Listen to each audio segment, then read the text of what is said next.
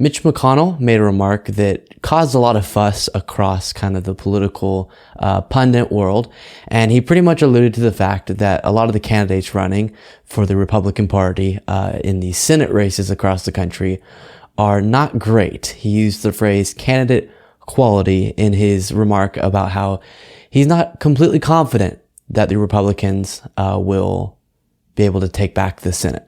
So of course, that's an odd remark coming from the current Senate minority leader who would become the Senate majority leader if the Republicans took back the Senate.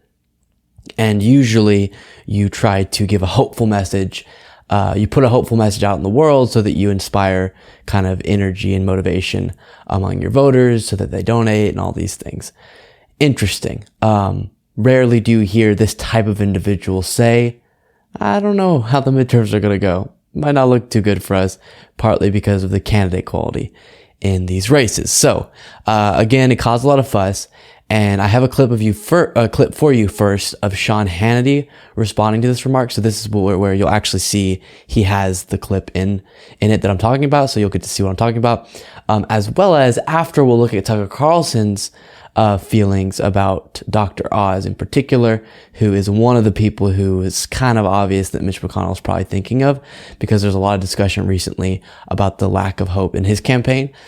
And so we'll take a look at first Sean Hannity, who got really angry at Mitch McConnell's remark, but then Tucker Carlson, who seems to actually agree a little bit with Mitch McConnell. Democrats are painting Republican Senate candidates running in upcoming elections and midterms as cruel and out of touch. Well, apparently Senate Minority Leader Mitch McConnell is content to leave them out to dry and fend for themselves. Listen to these comments. Very encouraging. There's probably a greater likelihood the House flips than the Senate. Senate races are just different. They're statewide.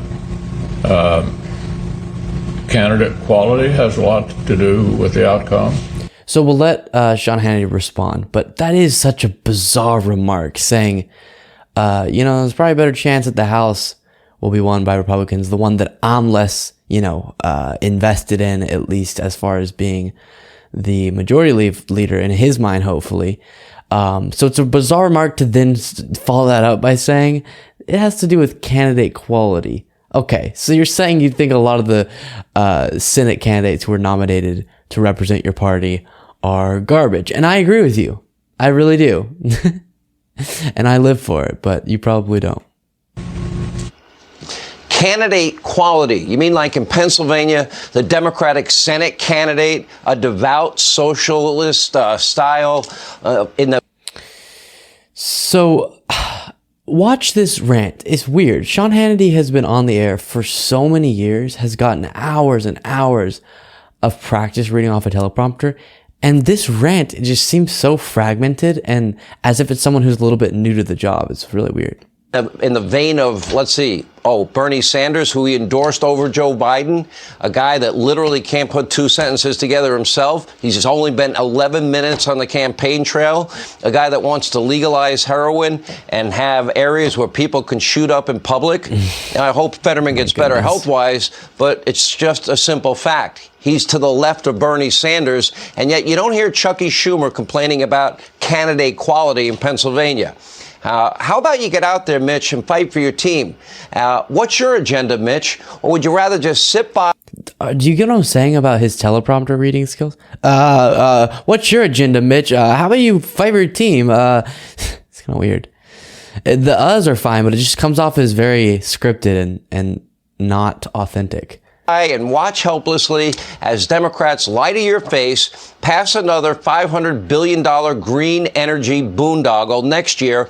Or is it maybe Mitch McConnell hates Donald Trump so much that he would probably rather see Trump-endorsed candidates lose because he thinks that might hurt Donald Trump?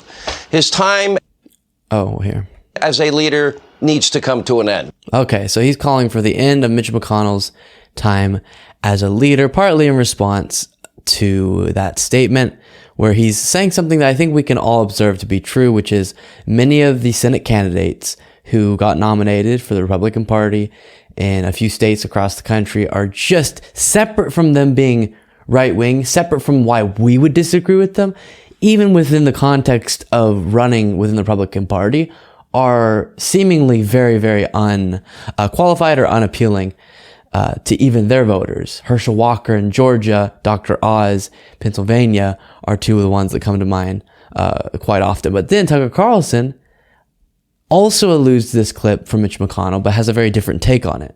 He told you the sad and bewildering story of Dr. Oz, a man with absolutely everything going for him: talent, decency, charm, money, name recognition, all the right endorsements, who is nevertheless losing by a big margin as a Republican in what should be a Republican wave election to a radical and incompetent Democratic lieutenant governor who's presided over the decline of the state, and who, by the way, also just had a stroke and can no longer speak in complete sentences. That's happening right now. That's not true. Dr. Oz is getting crushed by a stroke victim who was already crazy. It's bizarre. The question is, why is this happening? We spent some time on the phone the other day calling around to various smart political people to find out why it's happening. We heard a lot of theories, almost all of which boiled down to Dr. Oz is a bad candidate. Wow. Mitch McConnell, who's in charge of electing more Republicans to the Senate, gave virtually the same explanation yesterday at a Kentucky Chamber of Commerce lunch. Quote, "Candidate quality has a lot to do with outcome," he said. In other words, it's not my fault they sent me bad candidates. Okay. But before we accept that a Republican... Okay.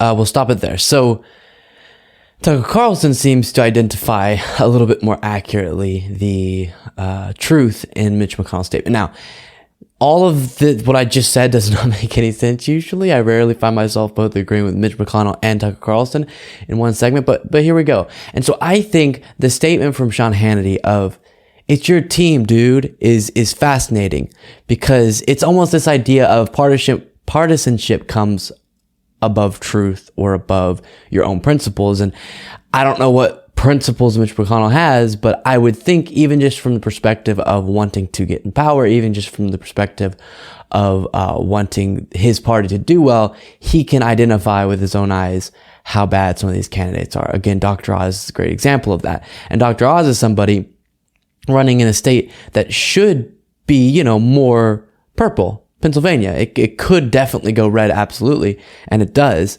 And so Dr. Oz should have a better chance, but he's not doing well at all in the polling.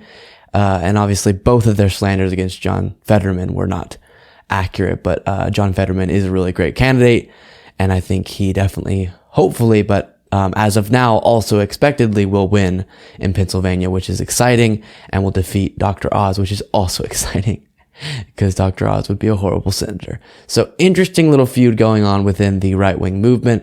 Sean Hannity on the side of don't speak out against these bad candidates, even though Mitch McConnell did in a very light way.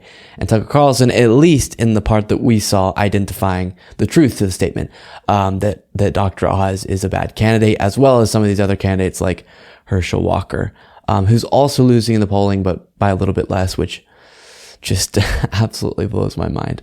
But Mitch McConnell, isn't able to fully say all of what we would want to identify about these candidates, but it's so bad in his mind that he would do something that is not usual from a Senate minority leader, which is to allude to the fact that your candidate is running bad, or your party is running bad candidates. That's pretty bizarre coming from someone who hopes to be the Senate majority leader.